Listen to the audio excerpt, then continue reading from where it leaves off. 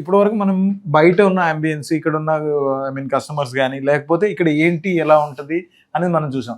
So ఆ మసాలాలు ఏంటి, లేకపోతే ఎలా వంట చేస్తారు, మనం కిచెన్లోకి వెళ్ళి తెలుసుకుందాం. So let's go, come on.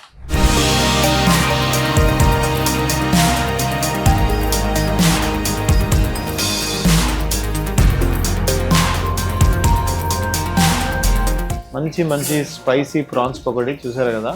ఇది నాటుకోడి, అటు prawns pakodi and chicken noodles ఇక్కడ వండుతున్నారు. సో చికెన్ నూడిల్స్ అంటే బేసిక్గా మనం చికెన్కి బయట కోటింగ్ ఎక్కువ ఉండి బోన్ తగులుతుంటుంది, కానీ మీరు ప్యూర్ బోన్లెస్ ఇక్కడ. Pure boneless chicken and coating చాలా తక్కువ.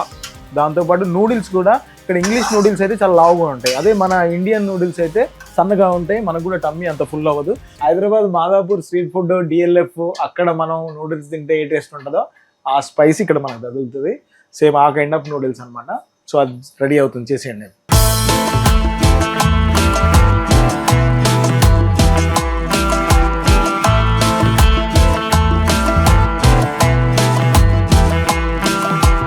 చికెన్ కర్రీ తోటి దోశ ఎలా చేస్తున్నారు చూడండి.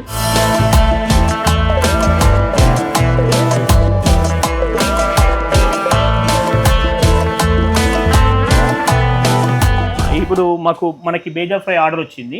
సో మేము బేజాన్ తీసుకొని వాటర్లో పెట్టేసి దీంట్లో మన అది వెనిగర్ ప్లస్ సాల్ట్ వేసేసి దీంట్లో ఉన్న ఉంటే వెళ్ళిపోతుంది. ఒక 10 minutes పెట్టి తర్వాత మీరు మంచి ప్లేస్ నుంచే తీసుకొస్తారు. ఎగ్జాక్ట్లీ వేరే రోజు ప్రాపర్ ఆన్ టైంలో తీసుకొస్తాము.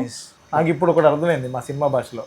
సినిమా హిట్ అవ్వాలంటే పాటలు బాగుండాలి, ఫైట్లు బాగుండాలి, సినిమా బాగుండాలి, కథ ఉండాలి, అందరు బాగా చేయాలి. సేమ్ ఫుడ్ కూడా హిట్ అవ్వాలంటే అన్ని బాగుండాలి, ఫ్రెష్గా ఉండాలి. Okay, done.